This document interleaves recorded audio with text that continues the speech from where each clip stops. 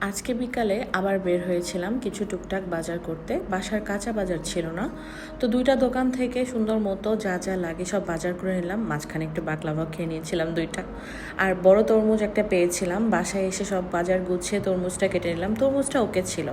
এরপরে নেমে পড়লাম রান্নায়। আমি আগের দিন তান্দুরি চিকেন ভিজিয়ে রেখেছিলাম, সেগুলো আমি সুন্দর করে ভেজে নিব। ভাজার পর বাকি লিকুইড যেটা থাকে সেটা দিয়ে ওভেনে দিয়ে দিব। এরপরে নেমে পড়বো ফ্রাইড রাইসে। কেটে রাখা চিকেনের ভিতরে একটু ডিম, সয়া সস আর আটা দিয়ে আমি ওটা সরিয়ে রাখবো।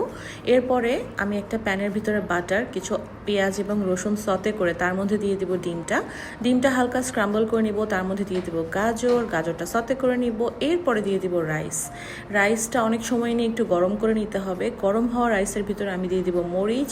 এরপরে আমি আবার একটু নেড়ে নিব। এরপরে ফিশ সস, ম্যাগি সস দিয়ে ক্যাপসিকামগুলো দিয়ে আবার আমি সুন্দর করে নেড়ে নিব। লাস্টে দিয়ে দিব টমেটো আর ভেজে রাখা চিকেনগুলো দিয়ে আমি আবার অনেকক্ষণ ধরে নেড়ে নিব। Fried rice is all about নাড়াচাড়া, সুন্দর করে নিচে যাতে না লেগে যায়। এবং সবার শেষে আমি কিছু স্প্রিং অনিয়ন দিয়ে সুন্দর করে জিনিসটা ঢেকে রাখবো।